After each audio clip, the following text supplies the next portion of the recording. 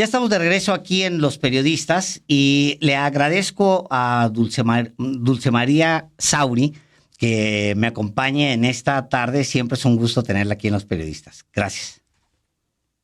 Muchas gracias por la invitación. Gracias. Bueno, hay muchos eventos en el PRI en las últimas horas, en los últimos días, en los últimos meses, y uno en particular que se veía venir. Alejandro Moreno Cárdenas está extendiendo o intenta extender su permanencia adentro del CEN del PRI, en la cabeza del CEN del PRI como presidente de ese partido. Y esto viene a pesar de, primero, de las advertencias de que lo iba a hacer y que él no lo negó, y de las advertencias de grupos importantes dentro y de líderes dentro de su propio partido que le dicen que no debe hacerlo y que están dispuestos a ir o irán a tribunales para tratar de revocar esta decisión que ha tomado.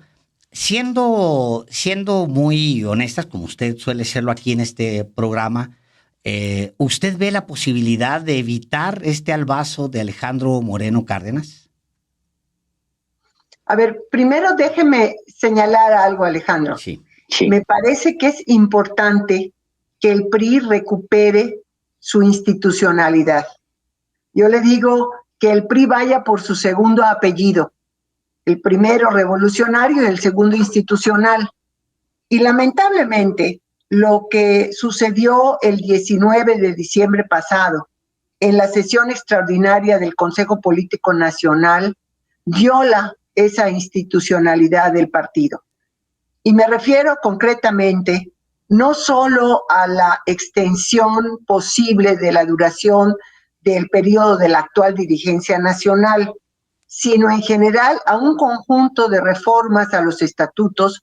Fueron 14 artículos de los estatutos los que fueron reformados, varias de sus fracciones, y que tienen que ver con una facultad exclusiva de la Asamblea Nacional, que es la de reformar los documentos básicos del PRI, declaración de principios, programa de acción y estatutos, excepto, y esa excepción está en los propios estatutos, cuando se trate de asuntos que reúnan uno o más de 3 elementos. Lo primero, que esté justificado. La convocatoria a la sesión extraordinaria no tiene ninguna justificación de por qué se hace en ese momento en forma extraordinaria. La segunda es que sea para obedecer un mandato judicial. Hace algunas semanas se modificaron los estatutos del partido para atender a una sentencia o una decisión del Instituto Nacional Electoral que tenía que ver con la violencia política en contra de las mujeres. Y una tercera que sea para armonizar las normas internas con una reforma electoral. Me detengo un momento en esta tercera.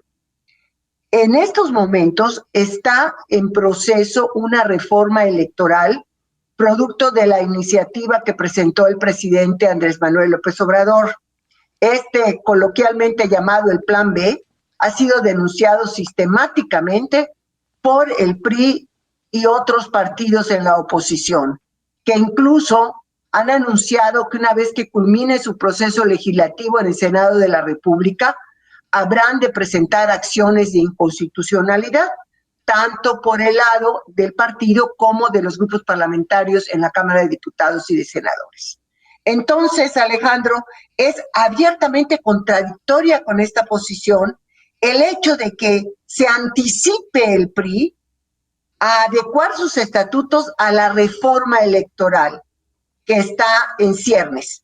Porque no es solamente el tema, insisto, de la prolongación de la dirigencia nacional, sino otra serie de cambios estatutarios que, por cierto, tienen que ver con la parte noble, digamos, de la propuesta del presidente López Obrador en cuanto a las acciones afirmativas para las candidaturas a grupos indígenas, afrodescendientes o personas con discapacidad, sino también tienen que ver con la duración de la dirigencia nacional. Y ahí voy, Alejandro. La reforma a los estatutos que permitió ampliar el plazo de la dirigencia nacional se dio a principios de agosto de 2020, en un momento de pandemia, cuando estábamos quizá en el punto más alto de las defunciones, que había una enorme confusión y por primera vez el PRI, autorización de por medio del Instituto Nacional Electoral, convocó a una sesión por estos medios telemáticos, ¿no? Es decir, no hubo una asistencia real, sino virtual de los consejeros y consejeras, y ahí se reformaron los estatutos, y se reformó el artículo 83, se creó esta fracción 37, que faculta al Consejo a prolongar 3 meses la dirigencia nacional. Me preguntará si es que lo dejo después de toda esta... No, adelante. No, sirve mucho siempre. Entre lo que pasó en agosto del 2020 y lo que sucedió el 19 de diciembre. ¿Se lo puedo contestar? Por favor. Por favor. Pregunte. Bueno, la diferencia enorme es que la reforma de agosto del 2020 decía 3 meses antes de iniciado el proceso electoral.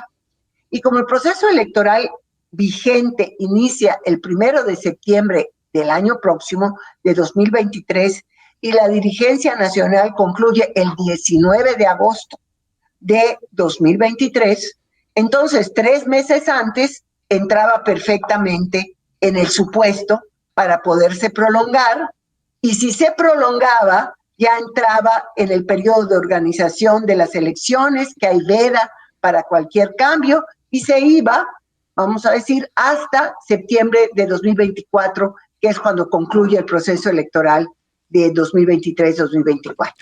Así estaba. Sí. Pero ¿qué pasó el 19 de diciembre? Que se reformó para cambiar 3 meses por 90 días hábiles. Y 90 días hábiles lleva a una extensión hasta finales de diciembre del próximo año. ¿Por qué razón?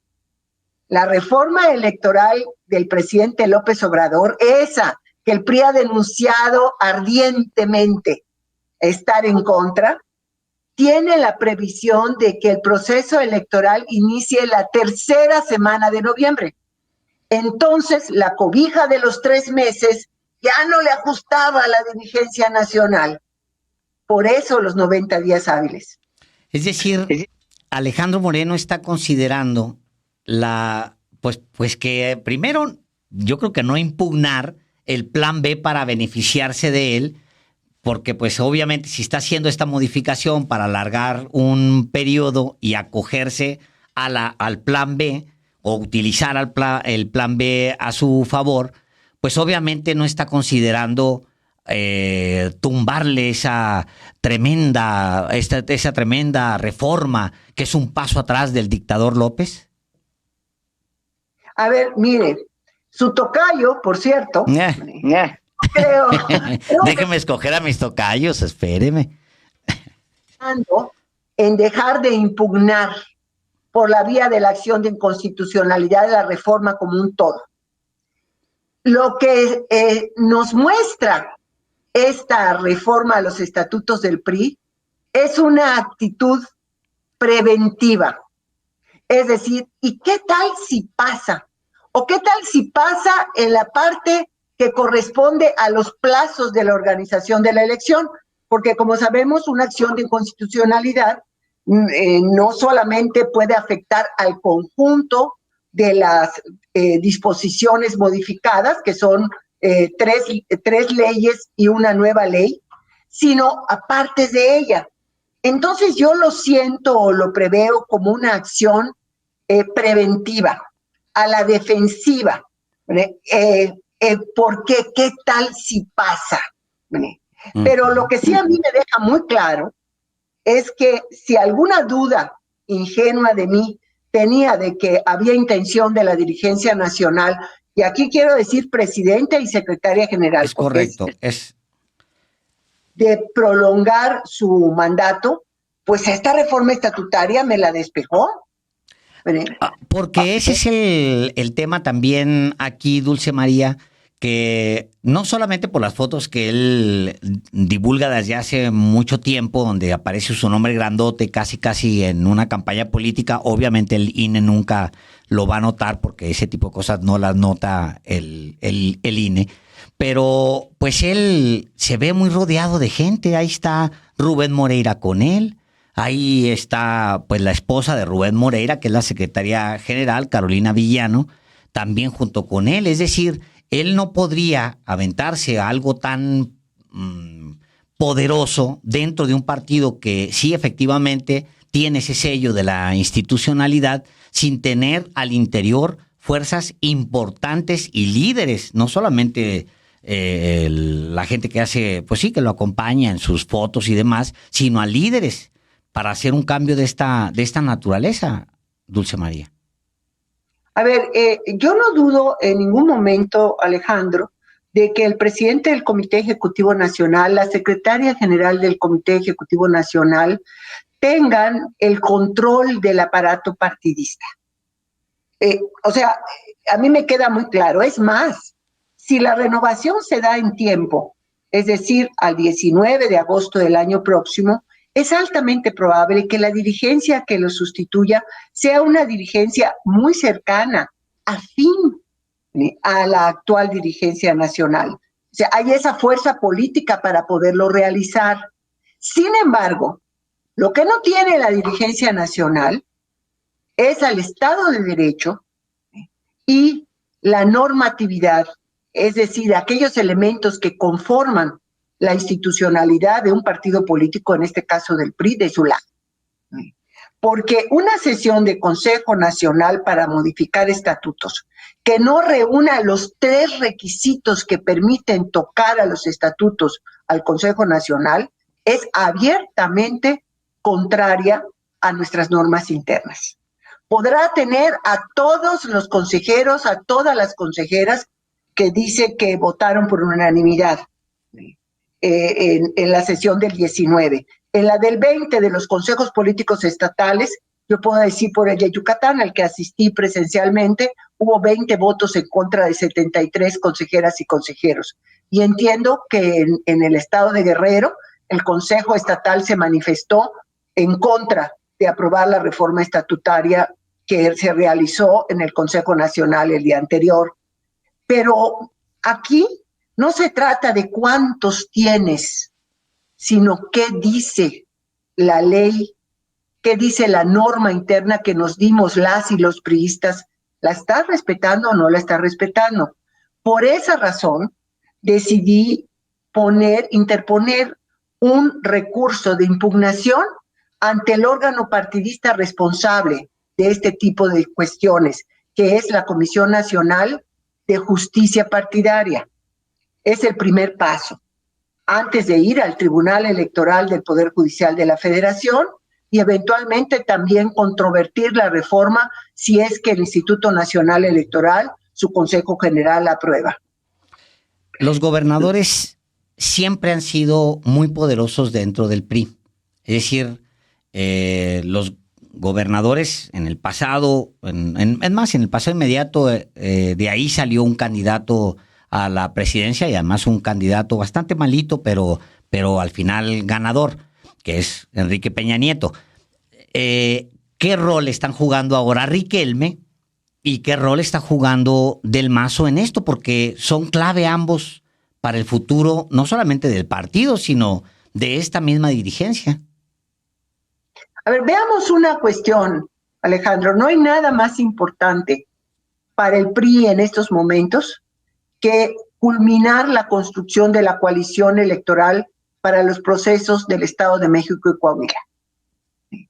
Esto es fundamental para poder competir y poder eventualmente ganar los procesos electorales. El PRI en este momento tiene 3 gubernaturas, 2, Estado de México y Coahuila, que van a proceso electoral en 2023, y una que recién comienza en Durango, que por cierto, el triunfo se obtuvo en una coalición electoral con el PAN y el PRD. Bueno, dicho lo anterior, al priismo en su conjunto, y ahí me incluyo, modestamente como una parte de ellos, lo que más nos importa es que se haya las condiciones para ganar la elección.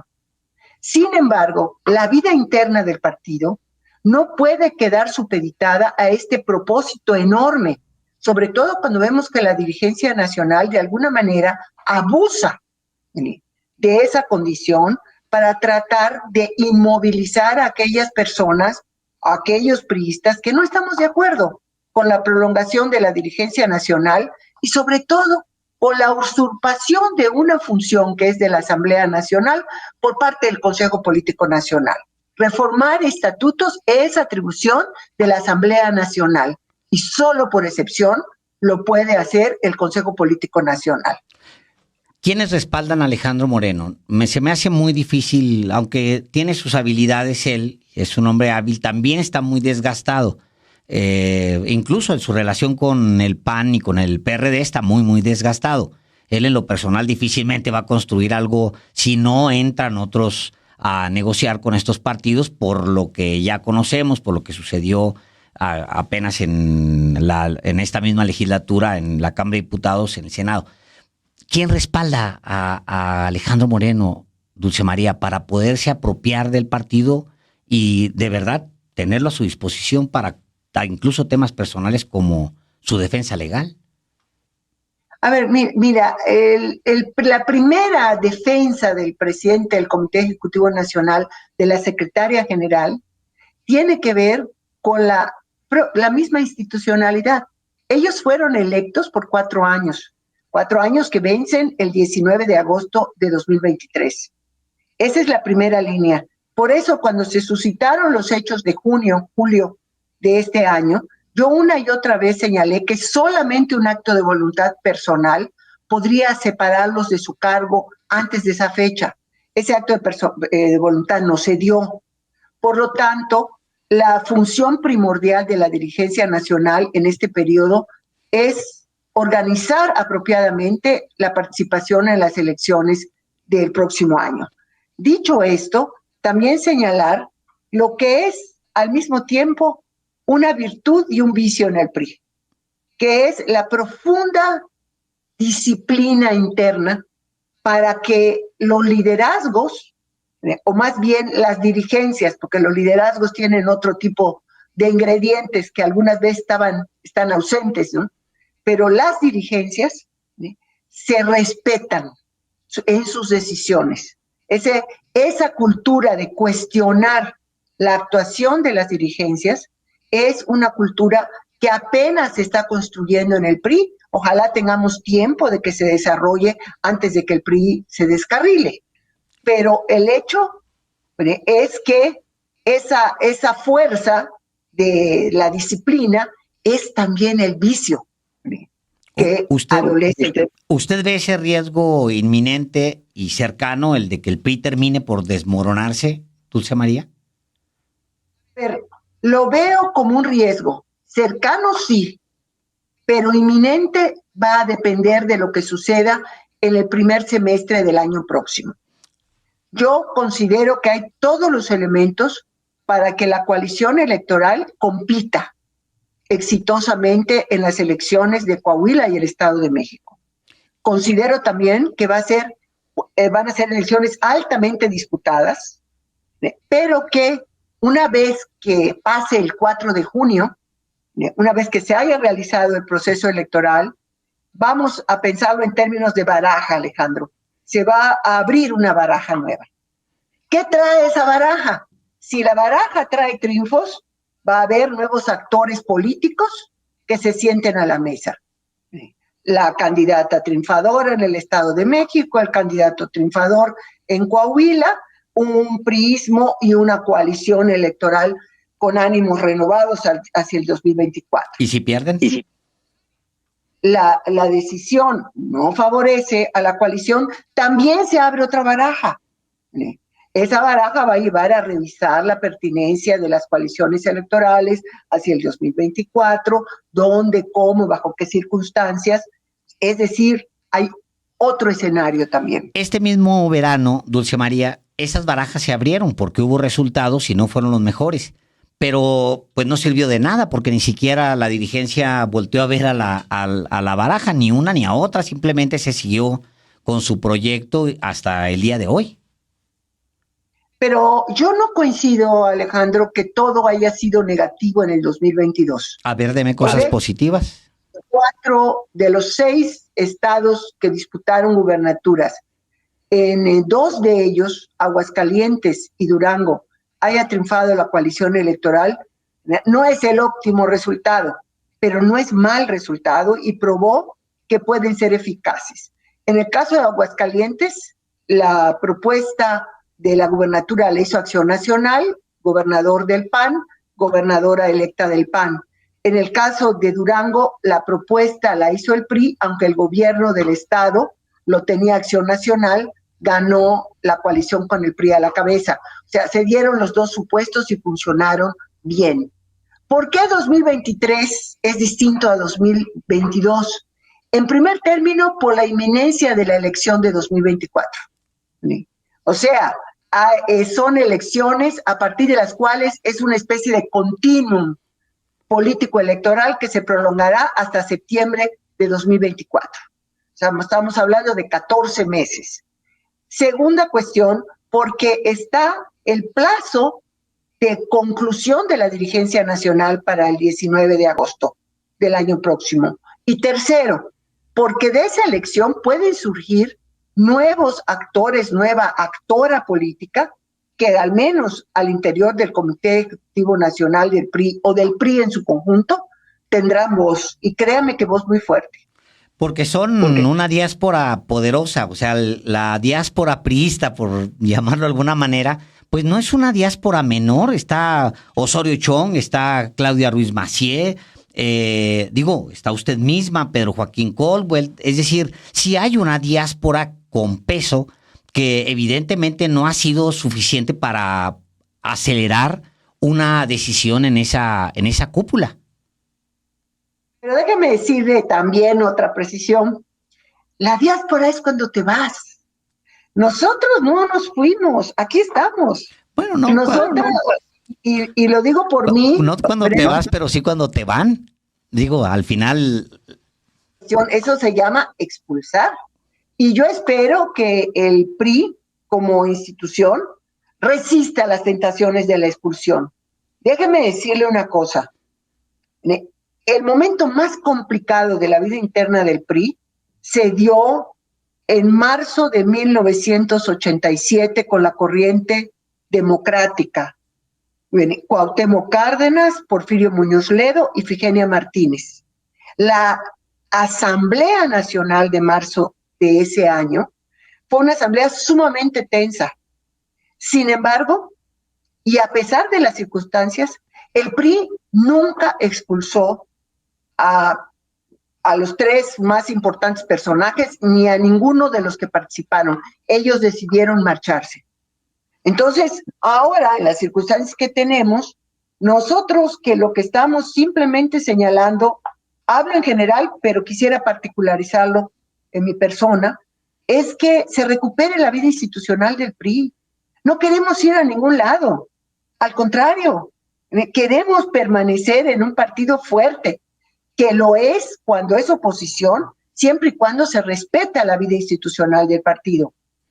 ¿Usted ha estado en contacto con Osorio Chong, con lo que yo llamo la diáspora, porque suena más a diáspora?